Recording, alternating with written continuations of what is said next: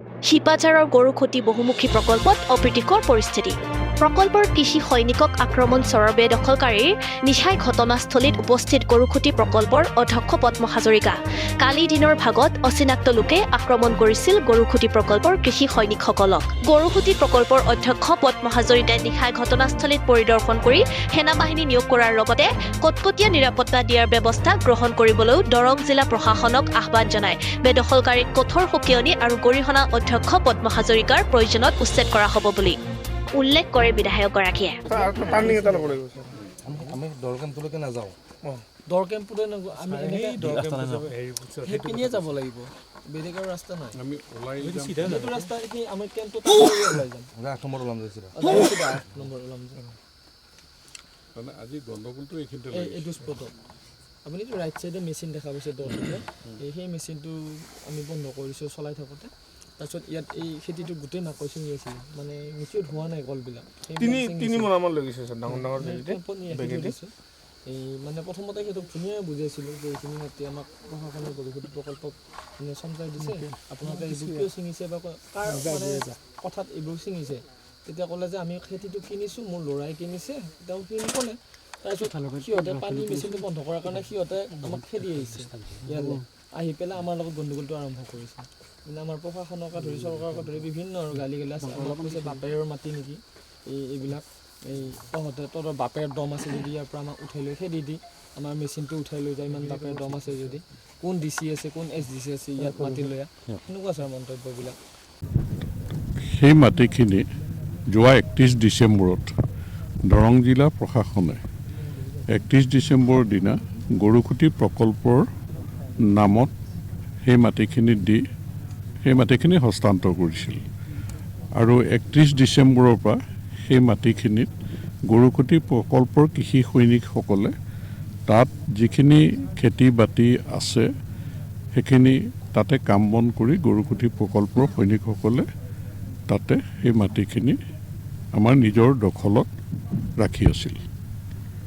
আৰু আজি হঠাৎ পৰিকল্পিতভাৱে আমাৰ কৃষি সৈনিকৰ ওপৰত যিটো আক্ৰমণ কৰিছে, গতিকে সেই আক্ৰমণৰ লগে লগে পুলিচৰ যেতিয়া মানুহখিনি আগবাঢ়ি গৈছে, পুলিচৰ ওপৰতো যিটো আক্ৰমণ কৰিছে, গতিকে তেওঁলোকে সেই মাটিখিনি তেওঁলোকৰ নিজৰ দখললৈ নিবৰ কাৰণে, যে সেই মাটিখিনি চৰকাৰী মাটি আছিল, সেই মাটিখিনিত তেওঁলোকে বেদখল কৰিছিল।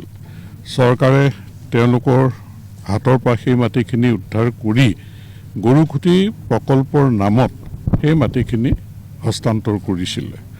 আৰু গৰুখুটি প্ৰকল্পই যেনেকৈ আমাৰ প্ৰায় 7,800 বিঘা মাটি আগতে নিজৰ দখলত কাম কৰি আছিলে, তেনেকৈ 31 ডিচেম্বৰৰ পৰা সেই মাটিখিনিও 3,700 বিঘা মাটি গৰুখুটি প্ৰকল্পই নিজৰ দখলত ৰাখিছিল। কিন্তু আজি হঠাৎ এই প্ৰত্যাহ্বান, হঠাৎ পৰিকল্পিতভাৱে এক আক্ৰমণ সেই অচিনাকি মানুহখিনিয়ে আক্ৰমণ কৰিছিল। তাত শস্য আছিলে আৰু আমাৰ গৰুখুটি কৃষি প্ৰকল্পৰ মানুহখিনিয়ে তাত পানী দিয়া বা সেইখিনি যতন লোৱা সেই কামখিনি কৰি আছিলে। আমাৰ মাটিখিনি আমাকতো 31 ডিচেম্বৰতহে 2025 চনৰ 31 ডিচেম্বৰতহে দিছে। গতিকে সেই মাটিখিনি আমি যিখিনি কৰ্ম কৰিব লাগে, তাক যতন ল'ব লাগে, সেইখিনি কৰি আছে। তাত ক'ৰবাত তেওঁলোকৰ অলপ খেতি বাতি হয়তো আছে, কিন্তু যিখিনি হস্তান্তৰ কৰা মাটি, সেই মাটিখিনিত আমাৰ কৃষি সৈনিকসকলে নিজৰ কৰ্তব্য তাত কৰি আছিলে। চাওক, তাততো ঘৰ বাৰী, মই নিজেও গৈছোঁ, মইতো কোনো ঘৰ বাৰী দেখা নাই। তাত আমাৰ কেম্প নিৰ্মাণ কৰিছে, পুলিচ কেম্প নিৰ্মাণ কৰিছে, আমাৰ কেম্প নিৰ্মাণ কৰিছে। সেই গোটেই মাটিখিনি তাত কোনো ঘৰ নাছিলে। মইতো সেই মাটিখিনিত গৈছোঁ, তাতো কোনো ঘৰ দেখা পোৱা নাই। তাত পুলিচ কেম্প, বজাৰ এখন আছিল বুলি কৈছিলে, বজাৰখন আঁতৰ কৰিছে তাৰ পৰা, আৰু যিটো ঘৰ পৰি আছিল সেই ঘৰটো ৰিপেয়াৰ কৰি, সেইটো কিবা মানে ওপৰত টিং চিং নোহোৱা কিবা ঘৰ এটা পৰি আছিল, হয়তো ভাঙিছিল, উচ্ছেদ হৈছিল বা কিবা হৈছিল। গতিকে সেই ঘৰটো ৰিপেয়াৰ কৰি পেলাই পুলিচ কেম্প কৰিছে, আৰু মাজত ওখকৈ আমাৰ এটা ঘৰ তাত বনাইছে। সেইটো আমাৰ কৃষি সৈনিকসকলৰ কেম্প। গতিকে যিটো খবৰ আপোনালোকে শুনিছে, মই নিজে গৈ প্ৰত্যক্ষ কৰিছোঁ, তাত কোনো ঘৰ মই দেখা পোৱা নাই। মই তীব্ৰ গৰিহণা দিছোঁ। তেওঁলোকে তাত ক'ত অধিকাৰ পালে আমাৰ কৃষি সৈনিকসকলক আক্ৰমণ কৰিবৰ কাৰণে?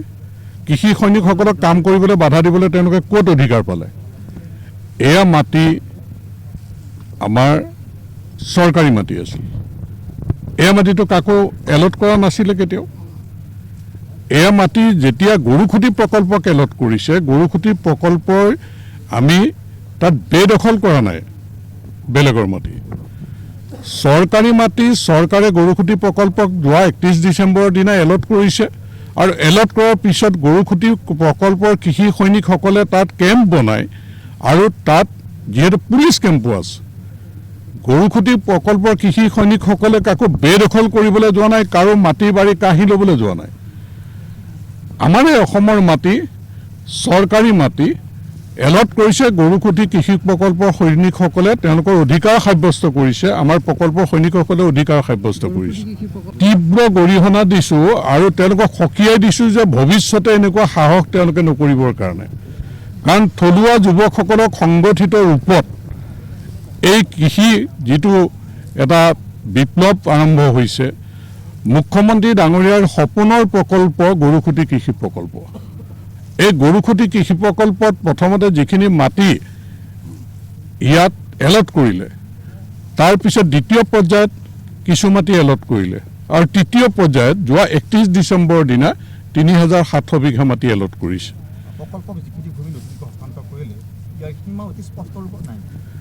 সীমাটো তাততো তেনেকুৱা নহয়, তাত সিফালে নদী আছে। আমাৰ যেনেকৈ এটা বাউণ্ডেৰী বা কিবা তেনেকৈ ঢাপ চাপ থাকে, তেনেকুৱাতো নাই। মাটিটো মুকলি মাটি, সিফালে নদী বা তেনেকুৱা যে নেচাৰেল ডিমাৰ্কেশ্যন কিবা আছে তেনেকুৱা কথা নহয়। গতিকে 3700 বিঘা মাটি জোখ মাখ কৰি আমাৰ জিলা প্ৰশাসন চাৰ্কল অফিচাৰ নিজে গৈ জিলা প্ৰশাসনৰ লগত সেই মাটিখিনি এলট কৰিছে।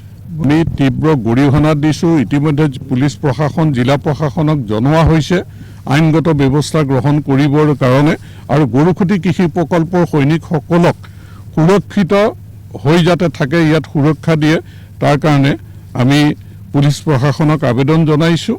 গতিকে আমি আশা কৰিম যে জিলা প্ৰশাসন বা পুলিচ প্ৰশাসনৰ ফালৰ পৰা, চৰকাৰৰ ফালৰ পৰা গৰুখুটি কৃষি প্ৰকল্পৰ কৃষি সৈনিকসকলৰ নিৰাপত্তাৰ কাৰণে ইয়াত ব্যৱস্থা গ্ৰহণ কৰে। এনেধৰণৰ উৎপাত কৰিবলৈ সাহস যেতিয়া কৰিছে, নিৰাপত্তা সুনিশ্চিত কৰিবৰ কাৰণে, স্থায়ী নিৰাপত্তাৰ কাৰণে নিশ্চয় উচ্ছেদ কৰাৰ প্ৰয়োজন আহিব, আৰু চৰকাৰে এই ক্ষেত্ৰত ব্যৱস্থা গ্ৰহণ কৰিব।